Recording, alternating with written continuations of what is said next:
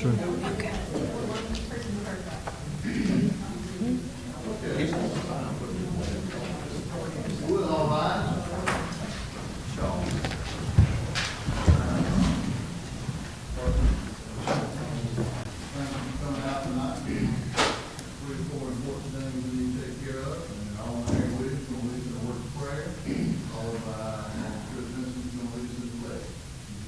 Let's pray. Heavenly Father, we thank you for this day and the many blessings that you give us. Father, thank you for bringing us out tonight safely. Be with us as we conduct business for the city. We look to you for our strength and our guidance and our direction. Father, we do thank you for our first responders, our military, our police, our healthcare workers here and around the world. Lord, they continue to fight these different things that we have, COVID and everything that's going on. Lord, continue to be with us as we look to you in our own personal life for our strength and guidance. Thank you once again for all the blessings you give us each day of our life. We do this for our sins. In Jesus' holy name we pray. Amen. Attention, salute, pledge. Allegiance to the flag of the United States of America and to the republic for which it stands, one nation under God, indivisible, with liberty and justice for all. Thank you.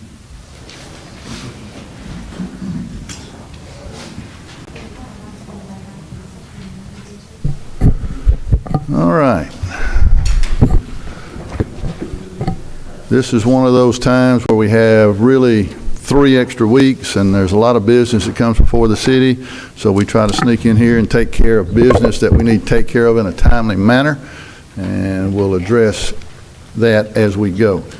All right, so in a special call meeting, we don't have public comment. We just get to the business at hand. So I need a motion to append a special meeting notice to the minutes. Motion by Ms. Monica Corley, second by Mr. Chris Vinson. All in favor say aye. Aye. All opposed, like sign. Thank you. Item number 3 on the agenda, consideration to approve the order setting pay for poll workers, poll managers, and resolution board members. Now, audience, I have to tell you, state law has changed since the last municipal election. It's now required to have a resolution board. Resolution board comes in, it's separate from everybody else with the city and everybody else, and they will look at ballots that are questionable. They will have, Angela's over here. Would you like to speak? You got a microphone, Angela. Would you speak to this, Madam Clerk? Turn the microphone around so she, there we go. Give you a speaking part. And it's three members, and they will be looking at the absentee ballots that are irregular or have an issue that are questionable. Okay. So it's just an extra set of eyes outside of the poll workers. So an extra set of eyes outside the poll workers necessary to satisfy state law. And it's somewhat of a travesty. We ought to, everybody in this room ought to be making application and talking to our senators and representatives to increase the pay of poll workers. It's becoming increasingly difficult to find people to serve in that capacity. It's kind of a thankless job, and I, for one, think we should double the pay, Mr. Baker, so if we have any influence on that across the state, it'd be helpful. All right, so that's item number 1. Need a motion to approve that. Motion by Mr. Harry Williams. Second by Ms. Monica Corley. Board, do you have any questions on that? All in favor say, we won't take questions, we're just moving through, I'm sorry. All right, so board, do you have any questions on this? All in favor say aye. All opposed, like sign. Thank you. Item number 4, consideration to declare $428,935 as forfeit funds deposited in the drug seizure fund and authorize the disbursements to the Rankin County Sheriff's Department and the Rankin County District Attorney's Office. These are commonly called drug seizure funds. Is there a motion to take care of that order of business? Motion by Mr. James Morris. Second by Mr. Lou Coker. Any further discussion, comment, or question, board? All in favor say aye. Aye. All opposed, like sign. Thank you. Item 5, consideration to approve the purchase of event liability insurance for the amphitheater events as presented by Mark Edwards Partners and authorize the mayor to execute all related documents. Mr. Baker, you have an update or addition to this? Well, yeah, as part of that also includes the event cancellation insurance, and we need the assured control insurance, which provides all of the pre-notice issues that we need with regard to a canceled event. This insurance, both of these insurances are factored through as expense costs in the shows, charged against the show.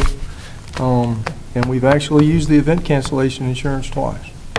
Event cancellation, if an act cancels due to weather or some other event, then we're covered from our cost in promoting the show. So that's what that's for. All right, is there a motion to approve item 5? Motion by Mr. Chris Vinson. Second by Mr. James Morris. Board, do you have any other questions, comments, issues? All right, all in favor say aye. Aye. All opposed, like sign. Thank you.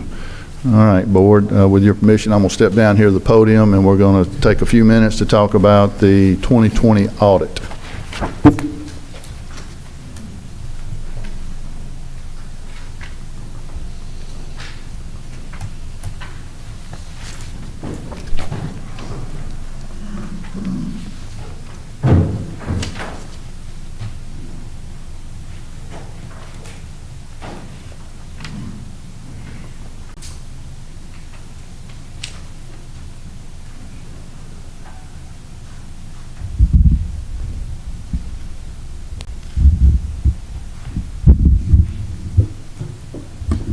All right, Board, we have visitors in the boardroom tonight. Shelley, can you hear me okay? Okay, good deal. So we have at this table over here, hiding behind the column, as auditors might do. You know I'm picking at you, right? So some of our board members spent some time with the auditors, as have I. We have 4 people over here. For those of you on this side of the room, we have Miss Angela Bean, who is our city clerk. We have Miss Liz Greenwood, who is our accountant that works for the city 24/7. We have Mr. Greg Vaughn, who is with Barlow, and then we got Mr. I don't know why I said that. I was going to say he lives in Cannon Ridge, and we got Miss Christy Thompson that lives in Cross Gage, correct? All right, so thank you very much for being here this evening. Board, I asked them to be here to answer any questions that might arise, or any thoughts you have as you went through the audit, so that we can discuss these things in front of the public in a public meeting and move on from there. So first I want to say thank you. I know it was a tough time to get an audit done. We were on track to have it done in February. You know, there's a lot of negativity out there, like somebody's trying to hide something, but COVID kind of slowed us all down. Got that. Y'all worked through it, we worked through it, and we arrived at this point in time. So audience, this is one of the reasons why I chose to do this in a special called board meeting, so we could take care of this business as quickly as possible. Didn't want to delay any longer. So, I'll show the board first, and I'll turn around where you can get. More than welcome to take a picture of this before you leave. All right, so board, I took the liberty, many times you've heard me talk about the ending general fund balance. Chris, can you see that? You can see that, all right. I've asked the variety of people, and Christy or Greg, you can chime in anytime you'd like. I've asked them to, but I asked our financial advisor, I asked people with Moody's and S&P, I asked folks with Raymond James, who's done a lot of bond work for us. I asked our bond counsel, Mr. Steve Edds with Butler Snow, and I get an across the board yes, that the evaluation of a general fund balance is a good litmus test to the health of government if you're doing your job, more or less. You know, there are ups and downs to the economy. As I speak to people frequently, I say, you know, just looking at the last 20 years, you just pause for a moment and think. You go back to 9/11, it seems like ancient history. It fell off the history books 5 years after it happened. But you had 9/11. After that, we had in 2005, we had Katrina, kind of changed world here in the South. Then we had the collapse of 2008. Then we had a collapse of 2012 and 13. And then recently we've had a year of COVID. And all of these events oscillate up and down in government, and they have a dramatic impact on municipal government if you don't have reserves to pull from. And it's important to have reserves. And that is part of what the outside world, businesses, lending institutions, bond counts, everybody in the world looks at the health of a community by evaluating that one thing. That's kind of one common denominator, the general fund balance at the end of the year. So it's somewhat of a point in time. An audit is from now backwards. So municipal government ends technically on September 30th, even though the month of October you kind of catch up on things that come in late, so really it's November.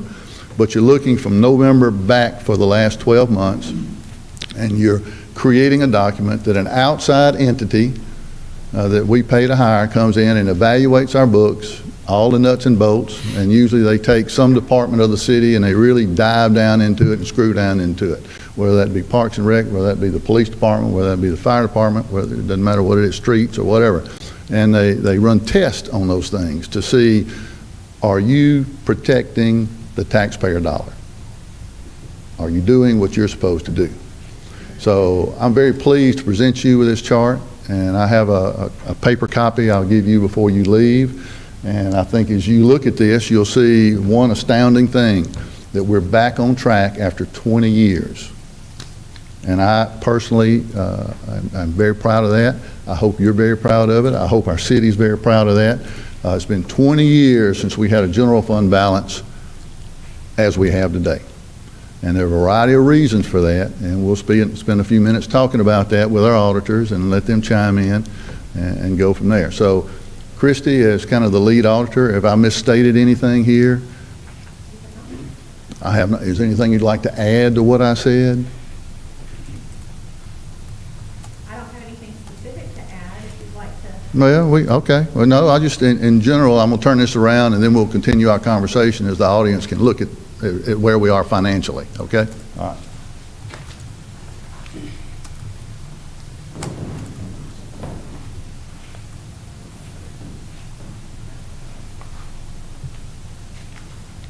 So to the audience, before we have any more conversation over here, I would say to you, audience, that your board and your city government has been working diligently, hard and fast for a long time to get us back to this point. So you see, it's been 20 years. It was 2021, I think, when we were over $8 million in the general fund, and now we need to spend a few minutes talking about that. That does not mean, I see some folks squinting at it, that does not mean there's $8 million in the bank. I want to be very clear about that. But what I would like, Liz, for you to do, could you speak to what, just give us a little guidance here, for instance, on restricted funds or committed funds. And speak up. I know you got to kind of reach over at the microphone there just so everybody can hear you, please, and so the board can hear you. We have one account or two that are unassigned. That would be the general fund, the actual one that all the day-to-day stuff would go through, fire, police. And then you have certain ones that are restricted, committed, or assigned. The city is restricted by certain things through the government law and not being able to use things. So restricted would be your tourism tax, your hotel tax, bond proceeds that we got from Rankin County, and the fire rebate. You can only use it on what they tell you can. And then you have committed, which is when you have the city board makes the decision that this is what we're going to use it on. So if we have committed would be Spears Crossing paving. It can only be to pave that. And then you have assigned, which again is the city intends to use it for a specific purpose. You would have senior services. Like, I can't go pay fire and police out of those. Okay, thank you. It's like drug seizure fund. I think everybody in the room understands what the drug seizure fund is. That's the support play. What state law is that, Angela? Do you remember? I think it's 4129, 185 or something.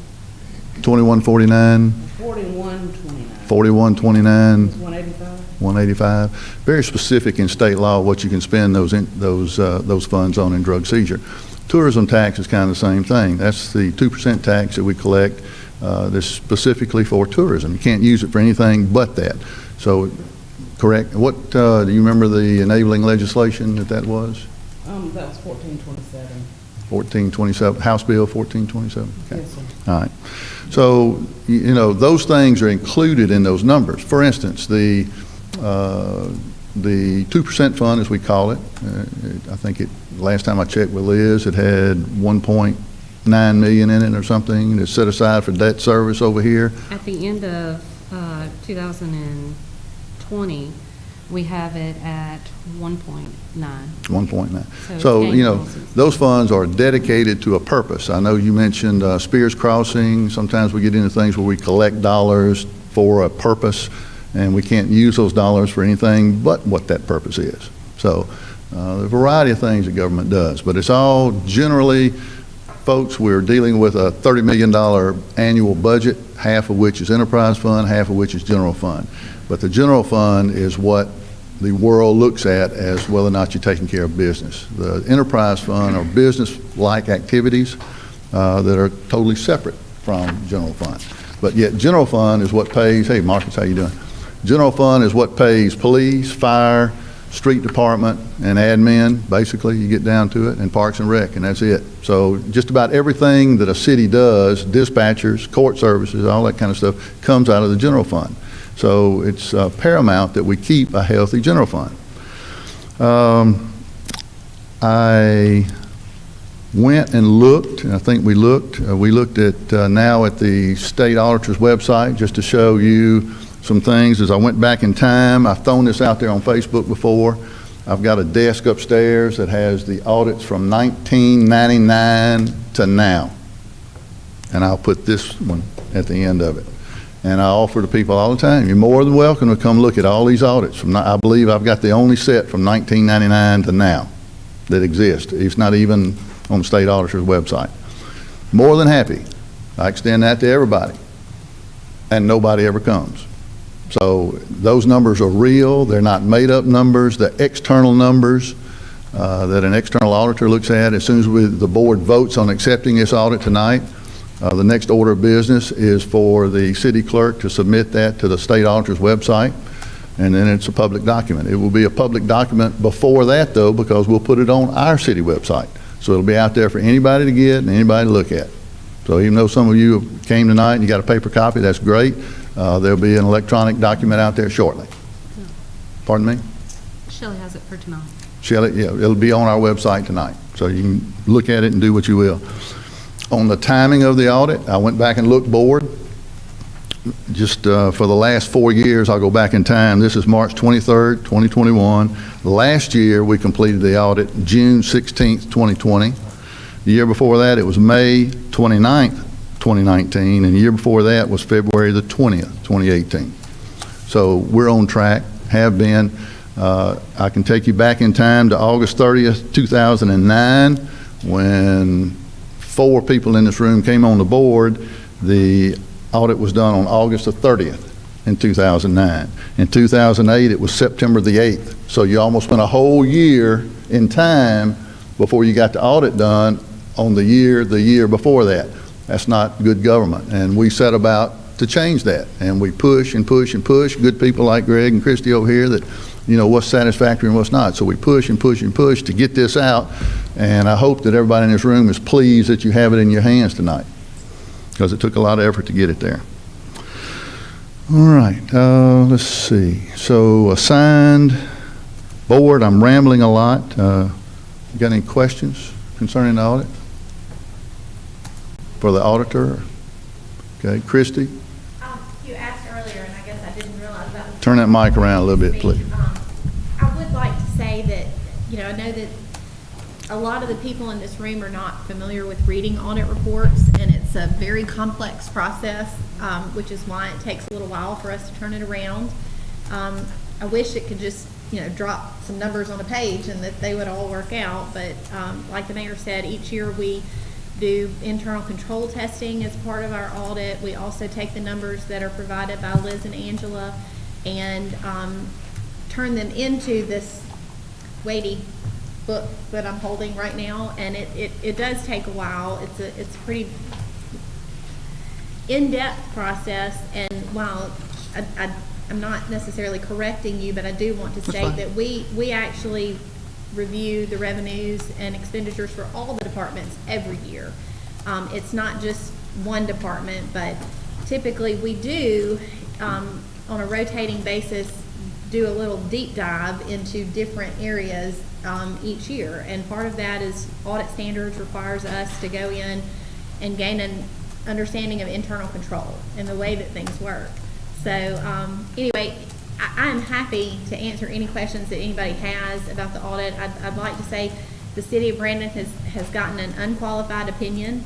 That basically means that we have taken the information that they've given us and that we've been able to verify it, that everything in there is, true and accurate to the best of our, that's our audit opinion. So unqualified, I know sounds kind of an unusual word if you're talking about an audit, but that just means that there are no qualifications on, the numbers that are there. Everything is true and accurate to the best of our knowledge.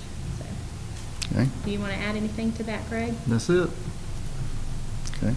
Any other problems with personnel or the audit of the system that we had in place? Okay. We have None. All right. no material weaknesses or significant deficiencies is what that would look like in the letter, but yeah.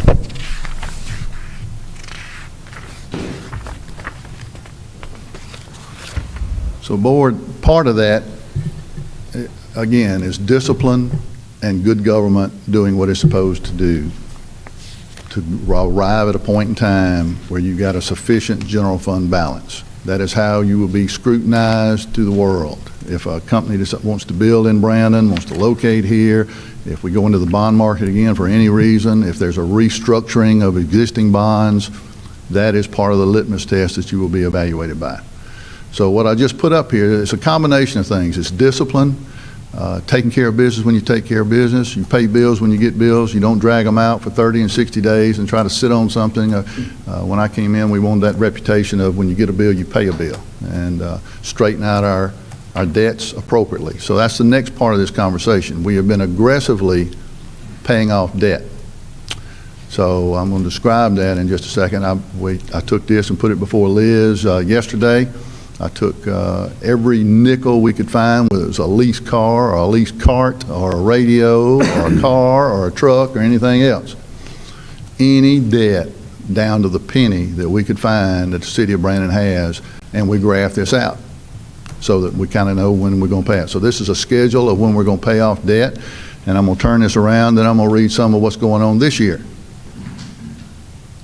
So this is 100% of the debt, and this is our payoff schedule.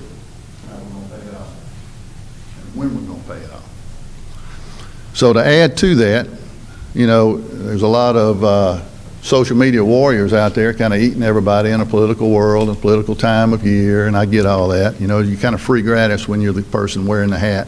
Everybody kind of lays into you. But I think one of the things that's lost in the conversation is what debt you have paid off. So I asked Liz some months back to pull up all of the debt that we have paid off since 2008, and it's north of $35 million. And I remind everybody, you forget yesterday. It's an easy thing to do. It's the world we live in. When you start having kids and grandkids, you get busy and all that. But you forget that in 2013, in March of 2013, there were three technical things that happened. One was that we owed the enterprise fund from the general fund $2.5 million. After 08 hit and everything collapsed, the board at that time reached over and got $2.5 million out of the enterprise fund and put it over here in the general fund. Story is, you better get down here because we can't make payroll. So we took care of business. That's been paid off. There was $500,000 borrowed from the sanitation fund. That has been returned. And there was $1.5 million that the Department of Revenue came in and started knocking on the door saying, we want our $1.5 million. And Mr. Baker was in the legislature then, and I think the governor actually stepped in. Kroger, for those of you that forget, it's a nice cartoon in the Clarion Ledger where we got nuked. And when you have zero money in the bank and the Department of Revenue comes in and says, we want our $1.5 million, you just kind of scramble around and figure out how to do it. So they worked with us. They took it off our sales tax. And that debt has been gone too. So as I look at it, day one in 2013, we were $4.5 million in the hole, on top of what you see on that graph, on top of that. So since then, we've paid off $32 million of debt. Nobody wants to talk about that. Everybody wants to talk about, oh, you borrowed, oh, you're $100 million. Not true. None of that's true. So you choose to perpetuate that. And yes, I get a little aggravated about that because people forget that social media stuff is what the outside world is, and when they're looking at us as a community in a city. They look at us going, oh, dog, you think I'd want to locate to a city where all this chatter is going on, all this negative, negative, negative? So I just want to read off to you what this year is. So this year, for instance, debt rolling off in 2021. In the general fund, we're a lease on some park equipment and a street loan. So the first street loan we took out was 2016. We quit kicking the can down the road. We don't borrow long-term 20 and 25-year money and put it into asphalt in the streets that are worn out in 8 to 10 years, because then you're still paying the debt. That's what we're trying to come out of. That's what these graphs represent. Those two alone are $445,000 out of the general fund. So that's being paid off. City bond and interest, we're paying off, lo and behold, a police station that we hadn't paid for yet. I will write that check on April the 1st to pay off the police station that was built 25 years ago. In 1995 is when that debt was taken out. Subsequent to that, you decided you needed some streets repaved. So there were decisions, yeah, we'll add that in there. Well, then you roll up and you reach hard times, and after the terrorism attack, 9/11, and you say, well, we got to have some money. So you reach out here, you need to pay some streets, you borrow some more money, and you roll that old debt into this, and you roll that can down the road a little bit. Well, so we're paying off streets, a splash pad, the playground behind the library extension, and the police station. Debt that's been on the books for 20 and 25 years. That ends April 1st. And on August 1st, we will pay off the I-20 Highway 80 TIF bond, which was commonly known as the Great Annuals TIF bond. Those two alone free up $800,000 this year of debt, annual debt that we won't see anymore. The last one is water sewer. We did a meter project, and again, so everybody's complaining about water, bad job, bad meter. So we took steps. We bought a very good product, a census meter that has a 20-year lifespan. It has a warranty of 15 years. It's been in the ground now for 3 years. We didn't choose to take $4 million and spread it over 12 or 14 or 15 years. We chose to pay it off in 3 years. So in August, that's part of that last check. That's $1.3 million that we will write off. So we will have paid off a meter replacement project where we replaced every water meter in the city of Brandon, and we'll have done it in 3 years. So that is aggressive behavior in paying off debt. All of that adds up to $2.5 million.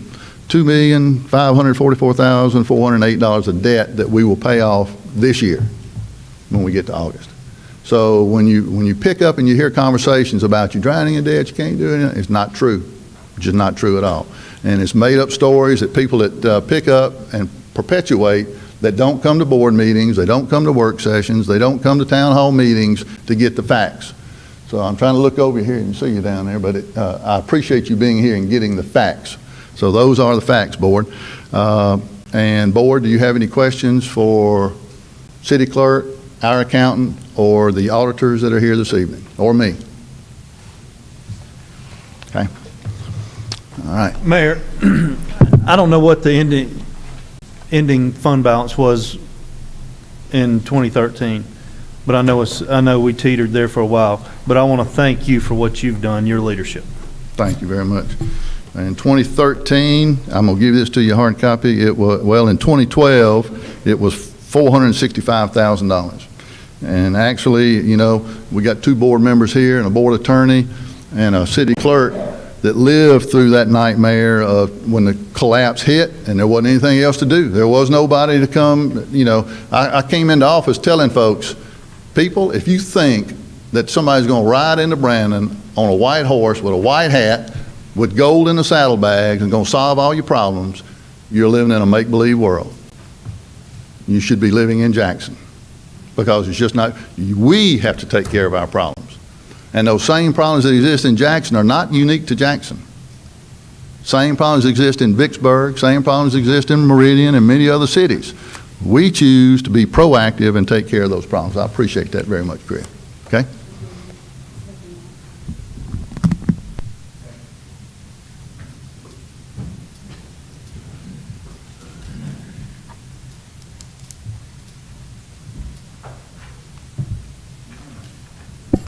So, Board, with all of that being said, number 6, accept the 2020 audit report as prepared by Barlow and Company and authorize publication of the notice.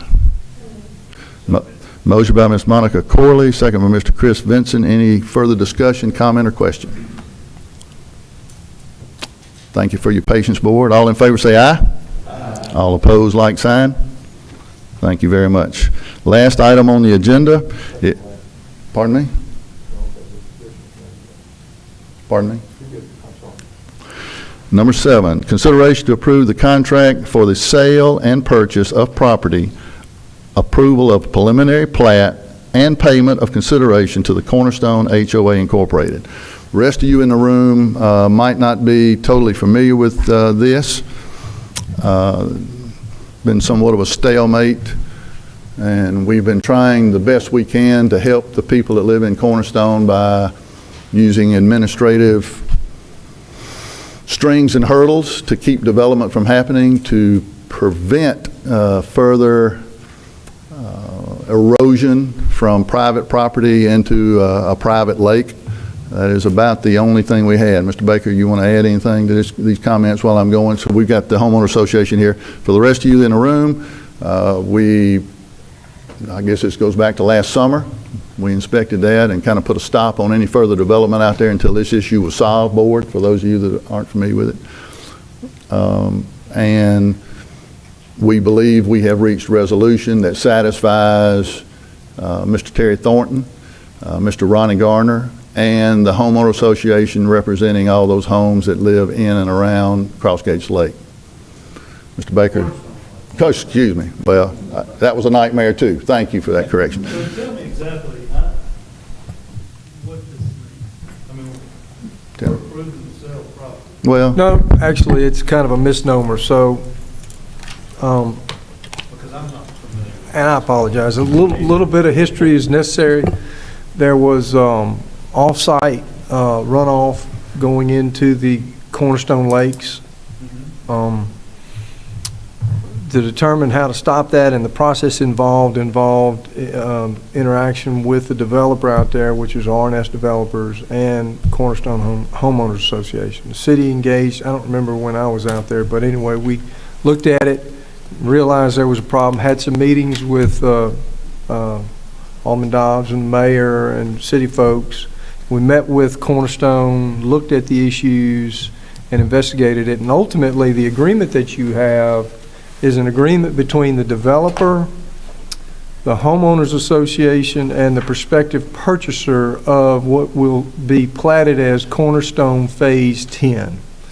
And so the agreement provides an outline of what's going to happen and how it's going to happen with regard to the remediation of siltation in Cornerstone Lakes. I say Crossgates, I apologize. I say I'm not the only one. The mayor started it.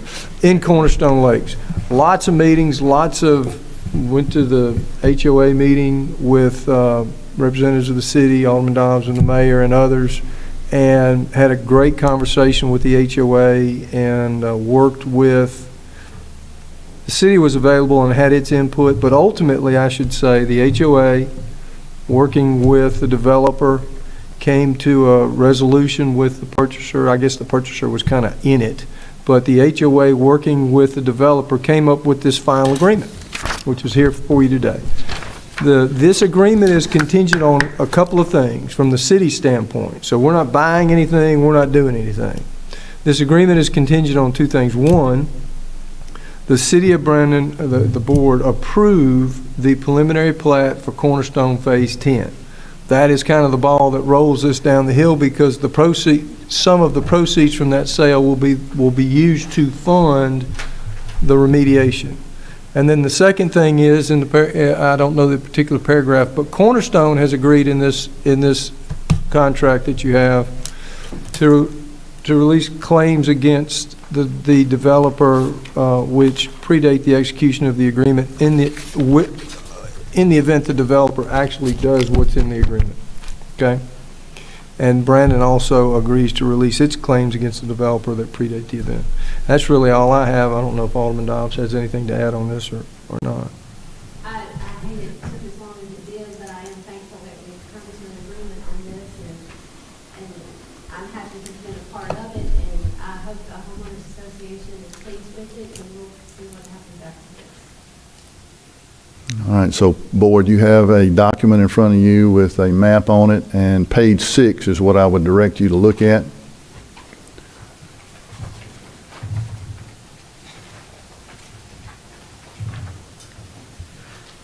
So you see where there are 4 places to be in agreement here, the city being one of those.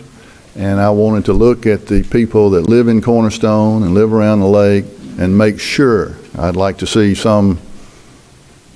give the board some level of comfort that the homeowners are in agreement totally with this. The Homeowners Association, Ronnie Garner, and Terry Thornton have all notarized this. But before I would move on it, I wanted you to be involved in that decision, board, before Matt Dodd in the back and I went to work releasing that plat and working on that. So I want you to be in agreement, and I want you to hear from them. You might want to just stand up or nod or give us a wave or something. Thank you. Thank you. Unanimously. Okay, board. So you understand we've got a board, looking at a board and trying to be responsible to them. I appreciate them coming tonight. So with that, on item number 7, I would execute this document on behalf of the city to begin work on number 10 with your permission. So is there a motion to approve this? Motion by Ms. Talia Dobbs. Second by Mr. James Morris. Any further discussion or question, board members? So we are approving plat phase 2. Is that what we're doing? Mr. Part of the Baker. agreement includes approving the preliminary plat. Excuse me. Part of the action, yes, is to approve, authorize the mayor to execute this agreement and to approve the preliminary plat for Phase 10, which has been, where's Matt? The plat has been available for some time, meets all of the requirements for preliminary plat submission. Okay. I'm just curious because I don't see the plat on this picture. The plat isn't that in the memo? Somebody keeps trying to get my attention. There's no plat on this picture. No, sir, that's not going to show the plat. I apologize. It's supposed to be in the packets. Could you have it with you, Matt? Bring it here, bring it up, please, and let the board pass it around.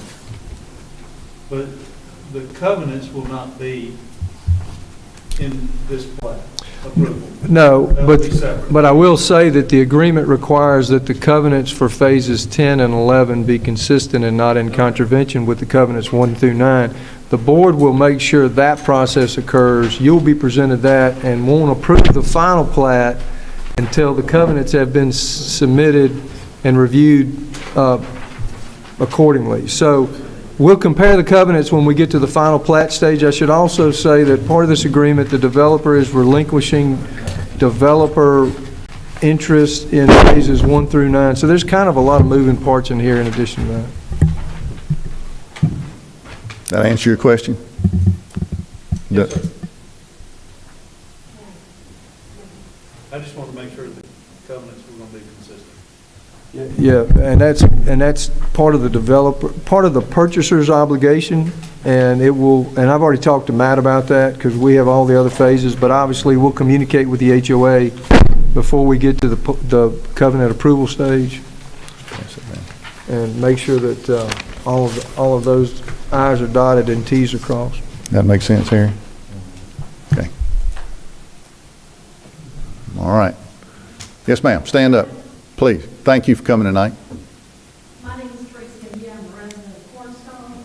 I'd like to know, I know one of the provisions in the contract says that the city is going to do a preliminary approval of phase 10. I'm not seeing that plat or whatever. I just want to make sure as a homeowner, when that phase 10 is approved by the city, that the HOA or the residents of Cornerstone don't incur additional costs of sediment going into those lakes that we're trying to clean out today. Ms. Teresa, I'll call you when that comes for final approval, and you can be here in the audience, and we'll discuss that then as well before we vote on that final plat. Thank you. Yes, ma'am. Yes, ma'am. Okay. Any other questions, board? All right, here we go. All right. All right, so we got a motion and a second. Motion by Talia Dobbs, second by, who made that? James Morris. Any further question or comment? All in favor say aye. All opposed, like sign. Thank you very much. All right, at this time, motion to adjourn until April the 5th. All right, so need a motion to adjourn. So moved. Motion by Mr. Harry Williams, second by Ms. Monica Corley. All in favor say aye. All opposed, like sign. Thank you very much. Good to see y'all.